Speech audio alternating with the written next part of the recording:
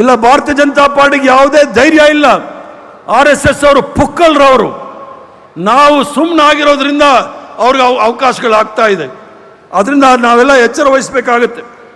ಪಂಡಿತ್ ಜವಾಹರ್ಲಾಲ್ ನೆಹರೂರವ್ರ ಬಗ್ಗೆ ಇಡೀ ಜೀವನ ಉದ್ದಕ್ಕೂ ಈಗಲೂ ಸಹ ನಿರಂತರವಾಗಿ ಅವ್ರಿಗೆ ಅವಹೇಳನ ಮಾಡ್ತಕ್ಕಂಥ ಕೆಲಸ RSS ಅವರು ಮಾಡ್ತಾ ಇದ್ದಾರೆ. ಆದರೆ ಅವರು ನೆಹರು ಅವರಿಗೆ ಯಾವುದೇ ರೀತಿಯ ಹತ್ರಕ್ಕೆ ಬರೋಕ್ಕಾಗೋದಿಲ್ಲ. RSS ಅವರು ಇರಲಿ, ಭಾರತೀಯ ಜನತಾ ಪಾರ್ಟಿಯರು ಯಾವುದೇ ದೊಡ್ಡ ನಾಯಕ ಅಂತ ಅನಿಸ್ಕೊಂಡವನು ಕೂಡ ಪಂಡಿತ್ ಜವಾಹರ್ಲಾಲ್ ನೆಹರೂರವ್ರ ಹತ್ರ ಬರೋಕ್ಕಾಗೋದಿಲ್ಲ. ಅವರ ಮೊದಲನೆಯ ಭಾಷಣ ಅಣೆಕಟ್ಟುಗಳು ಆಧುನಿಕ ಭಾರತದ ದೇವಾಲಯಗಳು. ಈ ಮಾತಿನ ಮೂಲಕ ನೆಹರು ಅವರು ವಿಜ್ಞಾನ, ತಂತ್ರಜ್ಞಾನ, ಕೈಗಾರೀಕರಣ ಮತ್ತು ಮೂಲ ಸೌಕರ್ಯಗಳ ಮೂಲಕ ರಾಷ್ಟ್ರ ನಿರ್ಮಾಣದ ತಮ್ಮ ದೃಷ್ಟಿಯನ್ನು ವ್ಯಕ್ತಪಡಿಸಿದರು. ಅದರ ಜೊತೆಗೆ ಹೇಳ್ತಾರೆ, it is science alone that can solve the problems of hunger and poverty, of insanitation and illiteracy.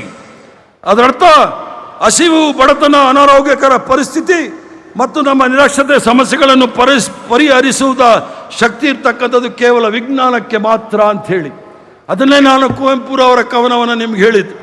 ಅದಕ್ಕೋಸ್ಕರ ಪಂಡಿತ್ ಜವಾಹರ್ಲಾಲ್ ನೆಹರೂರವರು ಅಣೆಕಟ್ಟುಗಳು ಆಧುನಿಕ ಭಾರತದ ದೇವಾಲಯಗಳು ಅಂತ ಹೇಳಿದರು.